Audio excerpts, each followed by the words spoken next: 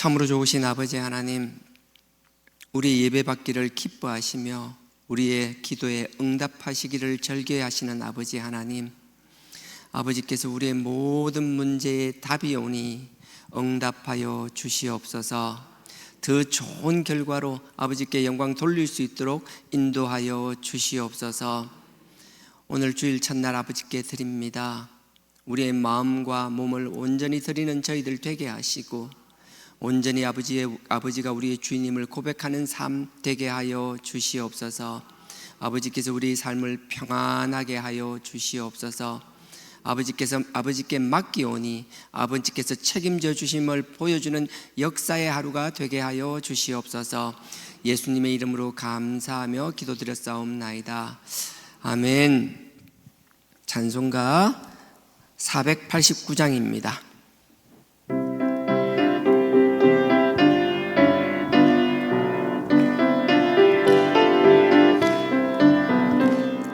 세상 모든 풍파 너를 흔들어 약한 마음 낙심하게 될 때에 내려주신 주의 복을 세어라. 주의 크신 복을 내가 알리라. 받은 복을 세어 보아라. 크신 복을 내가 알리라. 복을 세어 모아라.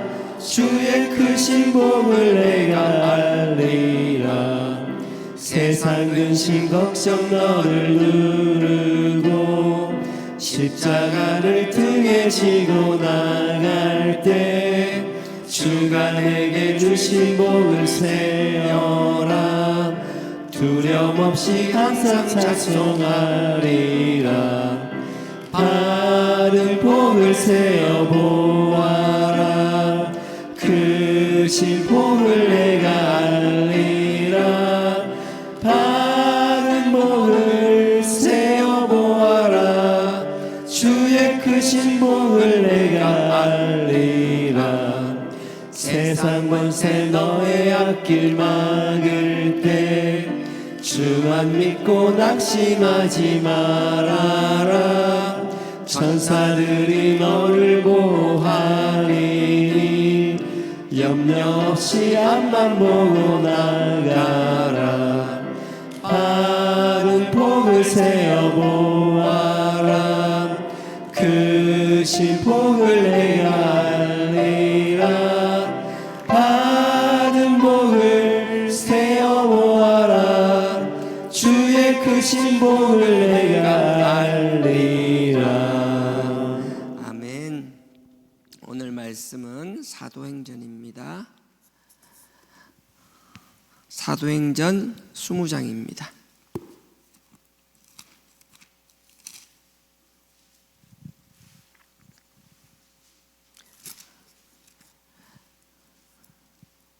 사도행전 20장 신약 222페이지입니다.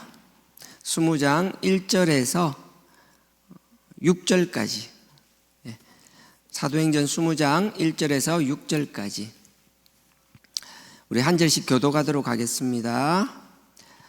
소요가 그침에 바울이 제자들을 불러 권한 후에 작별하고 떠나 마게도냐로 가니라. 그 지경으로 다녀가며 여러 말로 제자들에게 권하고 헬라에 이르러 거기 석 달을 있다가 배를 타고 수리아로 가고자 할 때에 유대인들이 자기를 해하려고 공모함으로 마게도냐로 다녀 돌아가기를 작정하니 아시아까지 함께 가는 자가 베레아 사람 브로의 아들 소바드와 데살로니가 사람 아리스다고와 세군도와 더베 사람 가이오 및 디모데와 아시아 사람 두기오와 드로비모라. 그들은 먼저 가서 드로아에서 우리를 기다리더라. 같이요. 우리는 무교절 후에 빌립보에서 배로 떠나 닷새 만에 드로아에 있는 그들에게 가서 이래를 머무니라. 아멘. 오늘 본문은 어찌 보면 참 무거운 본문일 수도 있는데요. 하나님께서는 예수님을 아들로 보내주시고 그 아들을 통하여 우리의 죄를 씻어주시고 또 당신이 하나님의 아들을 통하여 그 그리스도의 보혈, 십자가의 보혈로 하나님의 약속받은 유대인들뿐만 아니라 그 예수의 이름을 믿는 자, 그 그리스도의 보혈의 능력을 믿는 자, 끝까지 그 믿음과 그 신앙을 견지 지켜나가는 자들은 반드시 그들에게는 차별 없이 모두에게 새하늘과 새 땅 천국을 허락하시겠다라는 귀한 복음을 주셨고 그 복음을 예수님을 통하여 실행시키셨습니다. 근데 그 복음이 하나님께서는 끊임없이 확장되기를 원하는데 우리는 참 미련한 게 많아요. 어느 정도 틀이 형성되고 갖추어지고 안주한다 그러잖아요. 모든 게 다 그래요. 신앙뿐만 아니라 삶이 대부분 그렇거든요. 그 안주하기 시작하면 하나님께서 여러 경로로 내 뜻은 너희들이 그 한정된 자리에 그렇게 있는 것이 아니라 끊임없이 확장되기를 원해라고 말씀하시는 거거든요. 겨자씨가 크게 자라는 것처럼 누룩이 보이지 않지만 성장하고 팽창하는 것처럼 뭔가 눈에 보이게 확 보이는 것이 아니라 서서히 성장하기를 원하시기 때문에 항상 우리 신앙인으로서 살아간다는 건 가끔은 내가 걸어온 자리 내 삶을 되돌아볼 수 있어야 되거든요. 우리가 보잖아요. 자녀가 클 때 그냥 가만히 지켜보고 있다고 크는 거 아는 사람 아무도 없잖아요. 근데 어느덧 내가 잠깐 놓치고 있으면 문득문득 커 있는 걸 우리가 깨닫게 되잖아요. 근데 자녀는 비유가 잘못된 것 같아요. 조카나 안 그러면 오랜만에 보는 사람들, 어린아이들 보면 뭐 6개월, 1년 안 보다 보면 불쑥불쑥 커 있잖아요. 그것처럼 우리도 우리 삶을 되돌아볼 수 있어야 되는 거거든요. 가끔 되돌아볼 때 하나님이 우리를 성장시키고 있는지, 우리의 방향이 명확한지, 하나님 앞에 내가 살아있는 자라면 되돌아보면 성장이 보여야 되는데 보이지 않고 끊임없이 그 자리에 안주되어 있다라면 우리가 스스로에게 반문해 볼 수 있어야 되는 거예요. 아, 내가 보고 있는 방향이 맞는 건지, 하나님 뜻 안에서 내가 성장하려고 하고 있는 것인지. 이 성장이라는 게 좀 전에처럼 자녀나 사람을 말할 땐 육체적인 성장이겠지만 우리는 영적인 성장에서 더더욱 그렇게 볼 수 있어야 된다는 거예요. 성장하는 만큼 처음엔 내가 갈급하고 어린아이처럼 젖만 먹다가 이젠 젖만 먹는 게 아니라 단단한 음식도 먹게 되고 단단한 음식을 먹음으로 해서 내가 성장하고 건강해지고 근력도 생기게 된다면 나만을 위해서 사는 것이 아니라 주변을 돌아볼 뿐만 아니라 하나님의 뜻이 무엇인지 깨달으려고 노력하고 하나님의 뜻을 알게 되면 그 뜻을 순종하며 하나님의 하시는 일에 동참하기 위하여 나아가는 삶으로 살아가는지를 반드시 볼 수 있어야 된다는 거예요. 교회에서 신앙생활이 5년, 10년, 20년이 지났는데도 불구하고 영적으로 성장하지 못하고 있다라면 하나님은 그 사람을 그냥 두지 않으신다라는 거예요. 예수님께서 친히 세우신 교회였잖아요. 제자들이 친히 세우신 교회도 앞에 보면 8장에 나오지만 하나님께서 그 예루살렘 교회를 흔들어 버리잖아요. 흩어 버리셨다고 그러거든요. 하나님께서는 그때만 그런 것이 아니라 지금도 살아계신 하나님은 지금도 우리에게 동일하게 하시라고 저는 확신합니다. 왜 우리 교회를 흔들었을까요? 왜 흩었을까요? 내가 하나님이라도 그렇게 했을 것 같아요. 개개인의 성장을 떠나서 공동체에서 그만큼 하나님께서 물질을 주시고 사람들을 붙여주시고 환경을 이렇게 만들어주시고 요즘 교회가 정말 어렵다는 이야기를 많이 합니다. 사실 어려워요. 그럼에도 불구하고 대도시, 부산이라는 정말 큰 도시, 두 번째, 세 번째 가는 큰 도시에 교회를 세우게 하시고 그 도시 중에서도 정말 사람들이 많고 유입이 많으며 젊은 사람들이 많다라고 하는 정말 부산에서 손꼽는 신도시에 또 교회를 세우게 하시고 우리가 안 된다라고 핑계 대려면 한도 끝도 없이 핑계거리가 있지만 어찌 보면 하나님이 우리에게 허락하신 이 환경은 너무나 좋은 환경이었거든요. 그럼 그런 환경에서 우리가 하나님에게 특별히 선택받고 특별히 사랑받았던 우리가 어떤 신앙을 수십 년 동안 해왔는지를 우리는 되돌아볼 수 있어야 되는 것이며 결과가 아프다고 할지라도 그게 우리가 한 것이 아니라 하나님이 한 것이라면 순히 받아들이고 감사하며 과거에 묶여 있는 것이 아니라 하나님의 뜻을 바라보며 하나님의 영광을 위하여 우리의 관심과 우리의 눈길이 모아져야 되는 것이며 우리의 삶도 우리의 방향과 목적도 그리 나아가야 할 줄 믿습니다. 두 번 다시 흩어지는 교회가 되지 않기를 원합니다. 그 교회뿐만 아니라 하나님께서는 참 재밌는 게 인간은 같은 걸 반복하는 거랬잖아요. 사도 바울도 그렇게 뛰어난 하나님의 종이었지만 예수님 다음에 베드로를 제외하고 누구도 사도 바울과 그 필적하는 사람이 없잖아요. 비교하는 사람조차 없잖아요. 그런 귀한 하나님의 종이었지만 그도 인간이라는 거예요.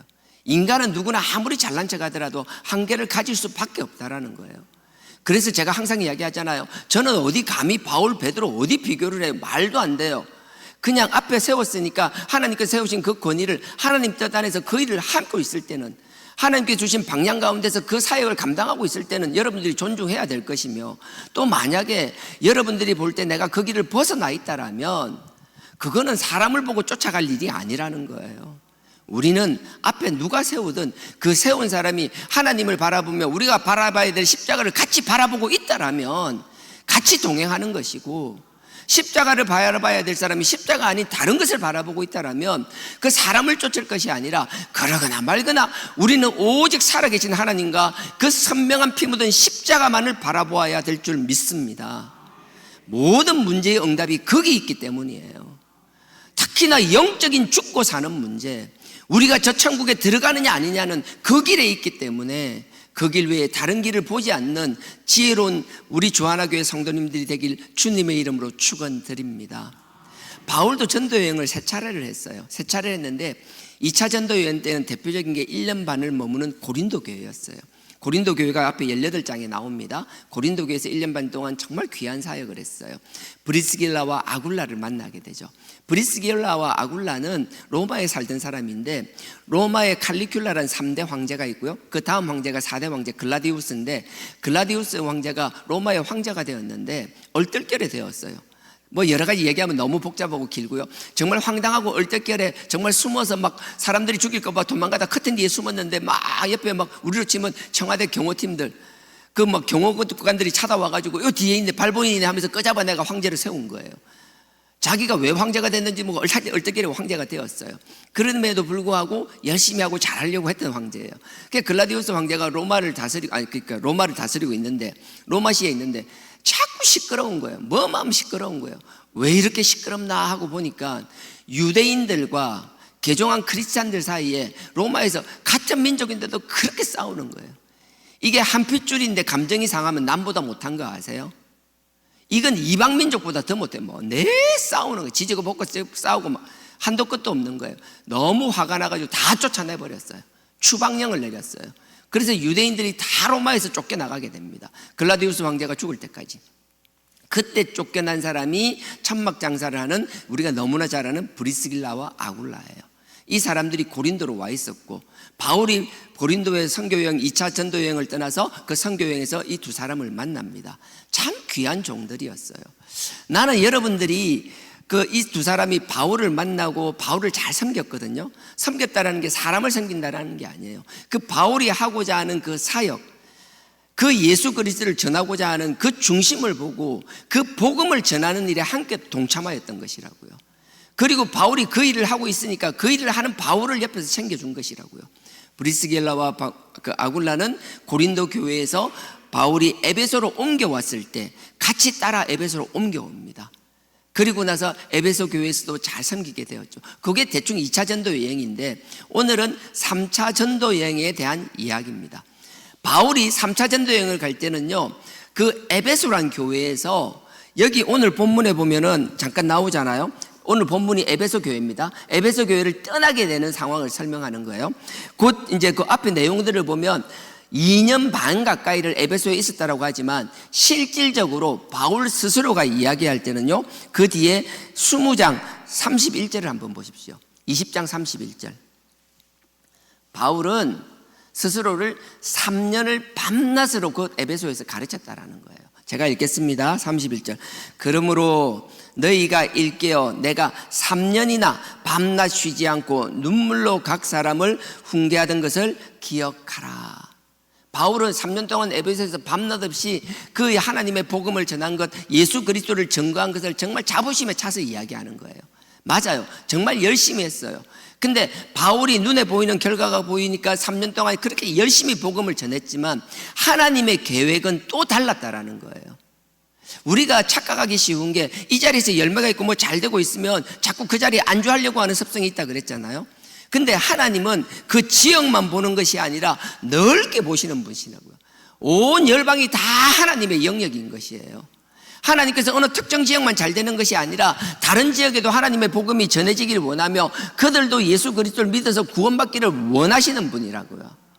근데 우리가 그 한 자리에 있으면 하나님이 그냥 두시는 것이 아니라 또 여기에 있는 에베소 교회에 있는 바울을 흔들기 시작하신다라는 거예요. 어떻게 흔드느냐? 그 앞에 보십시오. 19장 죄송합니다. 자꾸 말 잊고요. 19장 23절 19장 23절은요 아까 3년이라 얘기했잖아요. 바울이 3년 동안 에베소 교회에 있었어요. 3년 동안 에베소 교회에 있었는데 그 3년이 끝나갈 무렵에 하나님이 보실 때 이 정도면 충분한데, 이 정도면 됐다 싶은데 계속 거기를 머무르지 못하는 거예요. 제가 교회가 갈라지기 전이었어요. 갈라지기 전부터 제가 무슨 얘기를 했는가 하면 저는 참 답답했던 게 하나님께서 충분히 자질, 정말 좋은 자질을 가진 주의 종의 제목이 되는 사람들을 많이 보내주셨어요. 그러면 우리는 그 제목을 잘 키워서 하나님 앞에 그 역할을 감당하게끔 하는 게 기존에 어느 정도 규모를 가지거나 앞서 있는 목회자가 해야 될 저는 사명이라고 생각하거든요. 근데 정말 안타까운 게 개개인의 하나님에 대한 사랑과 구원에 대해서는 정말 뜨겁게 가르치고 엄격한 잣대를 갖다 댔는데, 엄격하다는 게 나쁘다라는 게 아니에요. 정말 하드 트레이닝 잘 훈련시키려고 하는데 하나님의 종들을 양성하는 데서는 왜 그렇게 어찌 보면 무관심, 어찌 보면 게으름, 왜 그랬는지 모르겠더라고요. 그래서 제가 이제 담임을 제안받고 여러 가지 할 때 제가 했던 이야기 중에 하나가, 제가 담임이 되면 일정 부분 예산을 하게 되면 교회 개척이나 선교에 대한 일정 부분을 제가 좀 뭔가 할 수 있게 해달라고 여러 차례 이야기했었어요. 그리고 어느 정도 구두로라도 답변을 받았었고, 그래서 우리 교회에 있는 부교육자들도 여러 가지 제안들을 많이 해왔었어요. 그거는 확인해 보면 금방 확인되는 것들이니까 뭔가 제안을 하고 서울에 있는 그 목사님한테도 하고 쭉 제안들을 했었어요. 자꾸 여기가 좋사오니 하고 여기만 안주되어 있다라면 하나님이 분명히 우리를 또 치실 것 같은 느낌이 너무 많았어요. 그래서 그들이 할 수 있는 환경을 만들어주고 뭔가 지경을 넓히는 일을 하려고 나름의 노력을 했는데, 제가 안타까웠던 건 그 누구도 그 일을 하려고 하는 사람이 없더라고요. 하나님이 우리를 흔드실 때는 다 이유가 있습니다. 하나님께서 우리를 흔드실 때는 눈에 보이는 대적을 만들어서 우리를 흔드십니다. 근데 분명히 알아야 될 건요, 오늘 본문도 마찬가지지만 그 대적은 내가 만드는 것이라고요. 내가 하나님 뜻에 올바로 서 있지 못하니까 하나님이 채찍과 막대기로 대적을 만들어서 쓰시는 것이라고요. 바울은 에베소에서 3년간 정말 사역을 잘했습니다. 그런데 바울 스스로가 떠날 생각을 안 하는 거예요.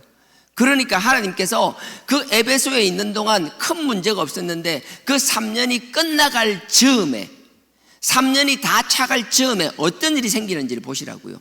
19장 23절요 23절요 그때쯤 3년의 시간이 거의 지났을 때예요. 그때쯤이 되어 이로 인하여 적지 않은 소동이 있으니, 갑자기 막 소동이 일어나는 거예요. 소동이 일어나는데 그 소동을 누가 이렇게 데메드리오라는 사람이 소동을 일으키는 거예요. 그 뒤에 24절입니다. 즉 데메드리오라 하는 어떤 은장색이 은을 가공하는 그 장인을 말하는 거예요.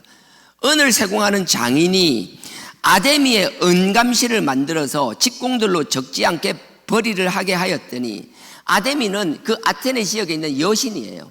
그리고 여기 은감실은 뭔가 하면 그 여신이 살고 있는 그 여신의 성전이에요. 감실이라는 게 제단, 성전이라는 뜻이에요. 그들의 제단, 성전. 그러니까 은으로 그 여신상을 만들 뿐만 아니라 여신이 머물고 있는 신상 있잖아요. 그 성전 있잖아요. 성전을 은으로 세공해서 만들어서 파는 거예요. 집집마다 사람마다 이걸 가져야 된다고 생각하기 때문에 그걸 파는 거예요. 그렇게 쭉 팔아왔는데 이제는 이 3년 가까이 지나갈 때 갑자기는 아니겠죠. 어느 정도 전조는 있었겠죠. 3년이 끝나갈 때쯤 하나님께서는 이 은장색 세공하는 데메드리오라는 사람을 통하여 소란을 일으키게 된다는 거예요. 3년이 지나갈 때쯤입니다. 갑자기 데메드리오를 통해서 막 소란이 일으켜요. 데메드리오가 사람을 막 일으키는 거예요. 분란을 일으키는 거예요. 이 바울이란 사람과 바울을 따르는 사람들이 우리 여신을 조롱한다라는 식으로 해서 말도 안 되는 소리를 해서 사람들이 군중을 모으는 거예요. 그리고 나서 그 군중들이 모여서 막 바울을 핍박하기 시작하고 믿는 사람들이 핍박하기 시작하는 거예요. 그 내용들이 28절이에요. 28절에 소동이 일어나는데 이렇게 일어납니다. 저희가 이 말을 듣고 분이 막 화가 가득하여서 막 외쳐서 큰 소리를 지르면 눈이 막 벌게지는 거예요. 그러면서 에베소 사람의 아데미여 하니, 우리 에베소를 지키는 거 아데미 여신이라는 거예요. 갑자기 막 사람들을 모아놓고 막 소란을 일으키면서 우리 아데미를 지키는, 우리 아테네를 죄송합니다. 에베소를 지키는 건 아데미 여신이라고 막 소리 지르기 시작하는 거예요. 우리가 주야 주야 하듯이 막 사람들을 그렇게 선동하기 시작하는 거예요. 29절에 보세요. 온 성이 요란하여 바울과 같이 다니는 마게도냐 사람 가이오와 아리스다고를 잡아 가지고 일제히 연극장으로 달려들어. 그 도시마다 큰 연극장이 있었어요. 여러분 성지순례나 유럽 여행 갔다 오신 분들 알 거예요. 작게는 수천석, 많게는 수만 명이 모이는 그런 공연장이 계단식으로 된 것들이 있었어요. 그 공연장으로 끌고 가는 거예요. 사람들을 모은 거예요. 그리고 나서 막 핍박하기 위해서 막 그렇게, 바울도 거기서 가서 해명하기 위해 가려고 하니까 사람들이 못 가게 말렸어요. 그리고 나서 그 뒤에 일어나는 일들이에요. 이런 일들이 쭉 일어나는 거예요. 그러니까 그 지역에 있던 서기장이 중재를 하는 거죠. 너네들은 지금 이렇게 이야기하지만 바울이 너네들이 말하는 것처럼 당장 처벌만을 받을 만한 일을 한 것이 없다라고 중재해버리는 거예요. 잠시 소동이 멈추는 거예요.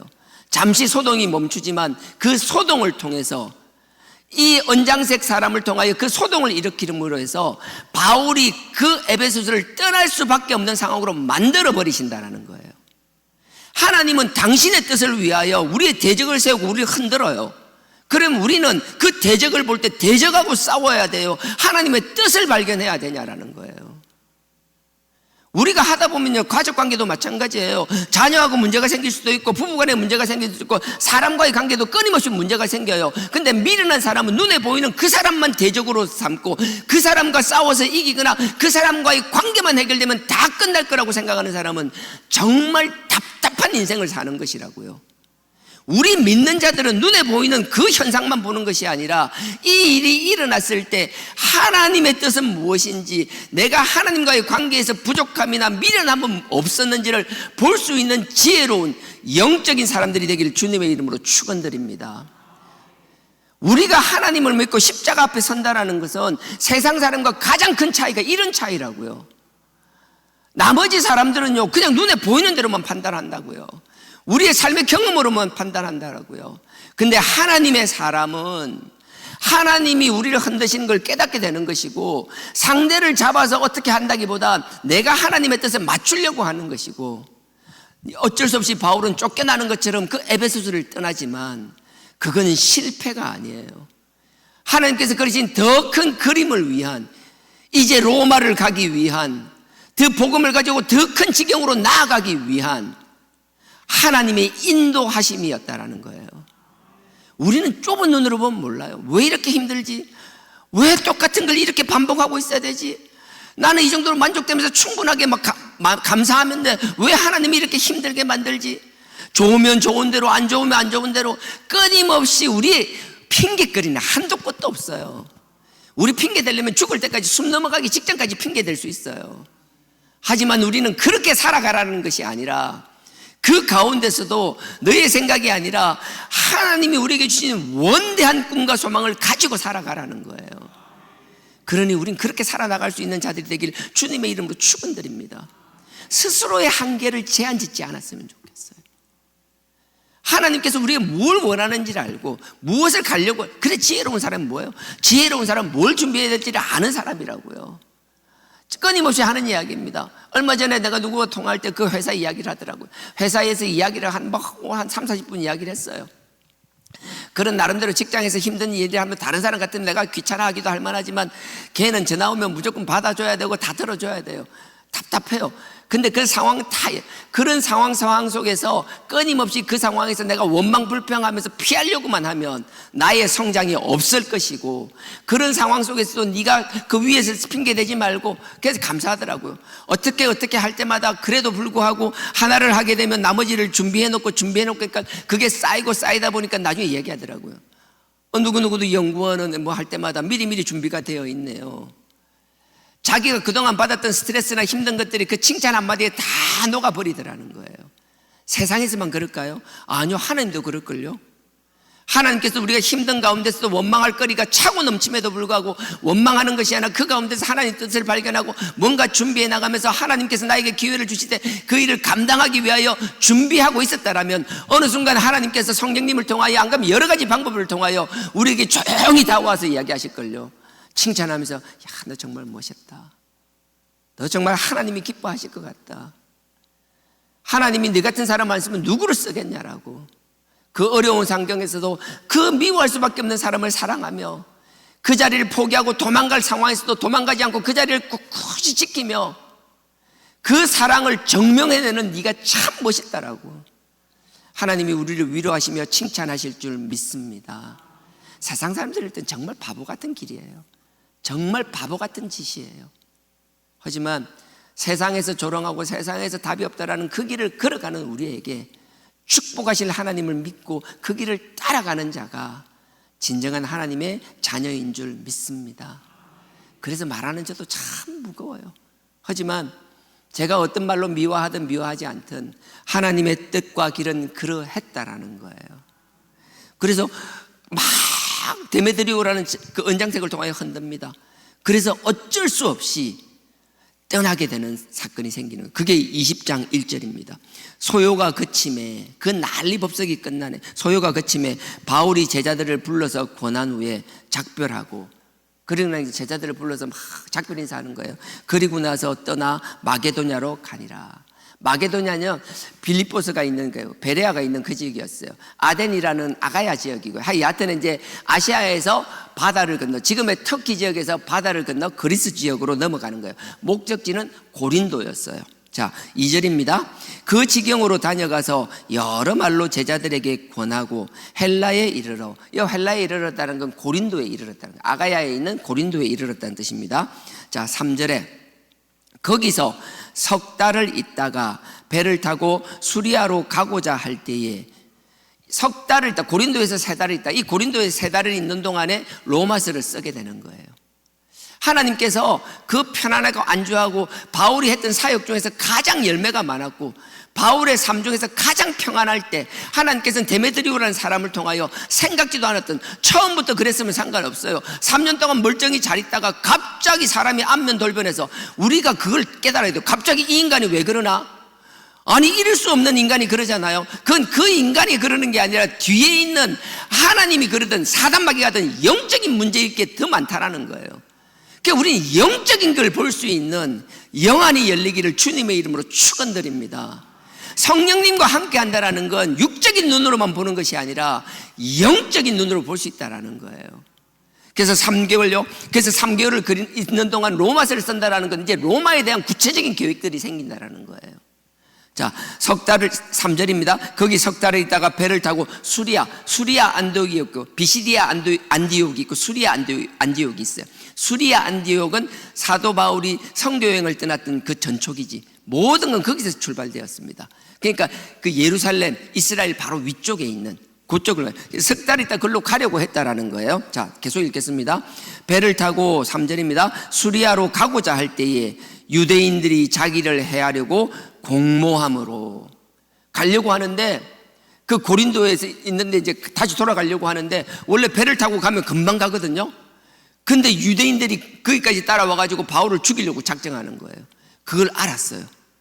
바울 입장에서는 너무 이게 무섭잖아요. 그러면 내가 배를 타고 가야 될지 어떤 길, 다른 길로 가야 될지 고민했잖아요. 바울의 지혜로움이 여기서 나타나요. 바울과 함께하는 사람 아까 7명 기억나세요? 4절에 제가 다시 읽겠습니다. 4절에 아시아까지 함께 가는 자는 베레아 사람 브로의 아들 소바드와 데살로니가 사람 아리스다고와 세군도와 더베 사람 가이오와 및 디모데와 아시아 사람 두기고와 드로비모라. 이 7명이에요. 이 7명이 함께 가는 건 7명 각 교회의 대표들이었어요. 그 지역의 대표들이었어요. 지금 시간이 너무 많이 지나서 설명할 수 없지만 굳이 그 에베소 교회에서 그 고린도 교회까지 빌립보서를 거치면서 빌립보 교회나 여러 교회들을 거치면서 그 고린도까지 갔던 이유는 그곳에서 그 어려운 예루살렘 교회를 돕기 위한 헌금을 모으기 위함이었어요. 근데 뒤에 고린도 후서에도 설명이 나오지만 고린도 교회는 그 어려운 상황에서도, 정말 어려운 상황에서도 그 예루살렘 교회를 정말 힘들게 헌금을 모았어요. 제가 이 본문을 읽으면서 갑자기 중국 생각이 났었어요. 여러분들 어떻게 생각하지만 중국에 계신 그 전도사님 정말 열악한 환경입니다. 중국에 계신 성도님들 그 열악한 환경입니다. 얼마나 사모하는지 몰라요. 그 목사님들끼리 모임하는데 그 중국에서 한 번 오는데 20시간 가까이 걸린다 그래요. 매달 20시간 가까이 걸려서 와요. 이번 달도 그랬고 지난달도 그랬고 이번 모임에도 그랬어요. 어쩔 때는 지난번 같은 경우 한낮을 아침에 모여서 저녁에 끝나요. 그 하루 한낮을 모임을 위해서 이제 직항도 안 돼가 그 둘러 와가지고 와요. 그거 끝나고 또 가세요. 여러분들 집회 때 어떻게 생각하세요? 집회 때마다 오십니다. 오셔서 그거 힘들게 또 중국 돈으로 또 헌금하세요. 그 쉬울 것 같아요? 저는 그분들한테 뭘 얘기할 자격이 없는 사람이에요. 하나님을 사랑하는 마음이 그 정도라면, 하나님을 향한 사모하는 마음이 그만큼이라면 거기다 더 무슨 신앙을 이야기하고 무슨 자세를 이야기하고 뭐 할 말이 있겠냐라고요. 우리는 한두 시간도 불편해하는 거예요. 서너 시간도 힘들어하잖아요. 근데 그렇게 하고 있어요. 아직 환전도 안 하고 계속 있는 그 금고에 있는 그 중국 중국 이름 단위도 모르겠어요. 얼마나 감사한지 몰라요. 얼마나 귀한지 몰라요. 그 고린도 교회가 그랬다라는 거예요. 그 힘든 가운데서도 예루살렘 교회에 가뭄이 들고 힘들다니까 나중에 시간이 많아서 여러분 고린도후서 8장 읽어보면 나와요. 8장 9장에 보면 그 힘든 가운데서도 그 하나님의 몸된 예루살렘 교회를 사랑하는 마음으로 그렇게 헌금을 모으고 하는 그 마음만으로도 하나님이 얼마나 기뻐하셨는지. 물질의 많고 작음을 이야기하는 것이 아닙니다. 하나님의 성전을 향한 그 사모하는 마음을 닮을 수 있기를 주님의 이름으로 축원드립니다.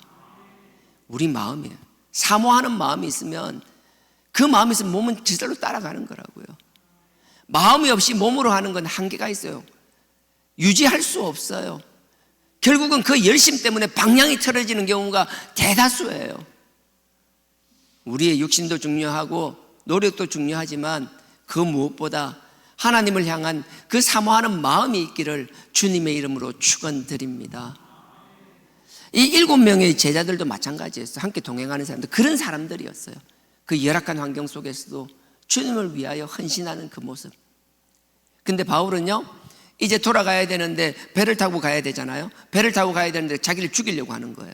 근데 생각해 보십시오. 내가 배를 탔는데 배 안에 나를 죽이려고 하는 사람이 같이 타 있다라면요, 도망갈 수도 없잖아요. 그러니까 오늘 다 읽지는 않겠지만 나중에 읽어보십시오. 그 7명을 통해서 육로를 통하여 보냅니다. 돌아왔던 그 육로의 길로 돌려보내는 거예요. 그리고 육로의 길로 그들을 돌려보내면서 그들을 배 타고 보내면서 자기는 육로를 통하여 걸어가는 거예요. 나눠지는 거예요, 두 팀으로. 여러분들이 하나님께서 지혜를 주신다라면 항상 뭉쳐있는 것만이 답이 아니라 때에 따라서는 지혜롭게 흩어질 줄도 알아야 된다는 것. 이 이야기를 하는 건 다른 이유가 아니에요. 때에 따라서는 한 발 물러날 줄도 알아야 되는 것이며, 때로 날 때는 한 박자 쉴 줄도 알아야 된다는 거예요. 여러분들이 열정을 가졌다고, 열심을 가졌다고 해서 계속 앞만 보고 달리면 그 결과가 나오느냐? 아니요, 그렇지 않을 때가 많아요. 우리가 하나님을 향한 명확한 방향이 있어야 되고 하나님을 향한 소망이 있어야 됩니다. 하지만 하나님이 주시는 지혜도 있어야 되는 것이고, 지혜는 그 자리자리에 문제가 있을 때마다 하나님이 주시는 응답으로 지혜롭게 풀어나가는 그 성령의 지혜가 있어야 되는 것이며, 그 성령님의 지혜가 때로는 앞서가는 지름길이 있는 것 같지만 때로는 둘러가게 하고 한 발 물러나게 하며 한 번 쉬게 할 수도 있다는 사실을 깨닫기를 주님의 이름으로 축원드립니다. 그래서 하나님의 방법은 항상 천편일률적이지가 않다라는 거예요. 그 상황에 따라 다르게 적용될 수 있다라는 거예요. 그래서 하나님의 말씀은 살아 역사하시며 하나님은 그때 우리에게 가장 적합한 방법으로 우리를 도우신다라는 거예요. 그러니 어떤 환경을 볼 때마다 저 사람 지난번 그랬는데 이번에 왜 그래? 지 사람 이런데 왜 이렇게? 아니요, 우리의 단편적인 지식으로, 우리의 단편적인 경험으로 남들을 판단하지 않기를 주님의 이름으로 축원드립니다. 또 7명은요 완전 달라요. 귀족 출신도 있고 이름만 보면 알아요. 우리는 모르잖아요. 근데 우리도 옛날에 보면은 신분 사회일 때는 그 이름이 어느 정도 신분을 나타냈더라고요. 종들은 종들의 이름이 있었고요, 평민은 평민들이 쓸 수 있는 이름이 있었고요, 양반은 양반이 가질 수 있는 이름이 있었고요, 양반 중에서도 왕족은 왕족이 쓰는 이름들이 있었더라고요. 우리는 그냥 보지만 이 7명의 이름 속에서는 그게 다 녹아 있는 거예요. 귀족 출신도 있습니다, 평민도 있습니다, 종인데도 자유함을 받은 종이 있습니다, 지금도 종인 사람이 있습니다. 그 7명은 각각의 신분이 달랐어요. 하지만 세상의 신분이 중요한 것이 아니라 하나님이 쓰시고자 하면 세상에서 그 어떤 높고 낮음도 그 어떤 것도 의미가 있는 것이 아니라 하나님 앞에서는 다 녹아지며 다 하나가 된다라는 거예요. 하나님의 사역을 위해서는, 하나님을 향한 그 목적을 위해서는 세상에 우리의 신분은 의미가 없다라는 거예요. 그렇다고 해서 여러분들 막살나는 게 아니에요. 밖에서는 그 역할을 통하여 하나님이 쓰십니다. 여러분들이 준비된 만큼 쓰시고 할 수 있는 역량만큼 사용하시는 분입니다. 하지만 그게 우리 성전 안에 들어와서 이 안에서 결코 신분이 될 수는 없다라는 거예요. 다 하나가 돼요. 오늘 시간이 많이 있어서 요거 하나만 찾겠습니다. 갈라디아서 3장 28절. 오른쪽으로 가시면요, 갈라디아서 3장 28절. 고린도 전후서 뒤쪽입니다. 그리스도 안에서 모두가 하나 된다라는 이야기예요. 갈라디아서 3장 28절 306페이지입니다. 우리가 진짜 십자가 안에 들어가 있다라면, 정말 그리스도 안에 들어가 있다라면, 정말 예수를 우리의 구주라고 고백한다라면, 우리가 예수 그리스도 한 분만이면 만족할 수 있다라고, 예수가 다냐라고 하면 맞다, 예수 그리스도가 다다라고 우리가 선포할 수 있다라면, 전인격적으로 그게 믿어지고 그렇게 살아나가는 자들이라면 우리 안에서는 결코 차별이 있을 수가 없다라는 거예요. 28절입니다. 너희는 유대인이나 헬라인이나 종이나 자주자나 남자나 여자나 없이 다 그리스도 예수 안에서 하나이니라. 그러니 밖에서는 우리의 역량이 다를 수 있고 역할이 다를 수 있습니다. 하지만 이 그리스도 안에서, 이 십자가 앞에서만큼은 우리는 다른 것으로 우리를 평가하는 것이 아니라 하나님을 사랑하는 그 소망, 그 열망, 하나님께 주신 그 꿈과 희망, 그 소망을 놓지 않는 그 열정, 하나님 위하여 쓰임받고자 하는 우리의 그 중심이 우리의 평가의 잣대가 되어야 될 줄 믿습니다. 하나님께서 쓰시고자 하면 신분에 구애받으시는 분이 아니라는 거예요. 우리 모두가 하나님 앞에서 이런 바울과 함께 목숨을 나누며 그 바울의 사람을 따르는 게 결코 아니에요. 그 바울이 가고자 하는 그 하나님의 길에 함께 동참하는 이들처럼 우리도 하나님께서 우리에게 주신 그 소명 잘 감당하는 일에 함께 동참하는 저와 여러분 되기를 주님의 이름으로 축원드립니다. 하나님이 흔드신다고 사람과 싸우지 말라 그랬습니다. 데메드리오와 싸우는 사람이 가장 어리석은 사람이에요. 그 뒤에 있는 하나님의 뜻을 발견하기를 원합니다. 하나님 길에 함께 하기를 원합니다. 오늘 하루도 이렇게 살아나가며 우리의 남겨진 우리의 삶도 이러한 자세로 살아나가며 승리하는 저와 여러분 되기를 주님의 이름으로 축원드립니다. 다 같이 기도드리겠습니다. 아버지 하나님, 우리가 미련하여 보는 눈이 없어서 자꾸 영적인 눈으로 보지 못하고 육의 눈으로 보고 눈앞에 보이는 대적을 찾으며 눈앞에 보이는 환경만 탓하며 끊임없이 사단의 유혹에 미혹에 넘어가는 삶을 살았습니다. 아버지여, 육신의 눈이 아니라 영적인 눈으로 볼 수 있게 하여 주시옵소서. 세상의 눈이 아니라 아버지께 주신 성령의 눈으로 보게 하여 주시옵소서. 그리고 하나님의 일에 동참하는 자, 소망하며 그 일에 함께하여 하나님의 영광의 도구가 되는 삶을 살게 하여 달라라고 이 시간 다 같이 주여 삼창 부르시고 기도드리시겠습니다. 주여, 주여, 주여.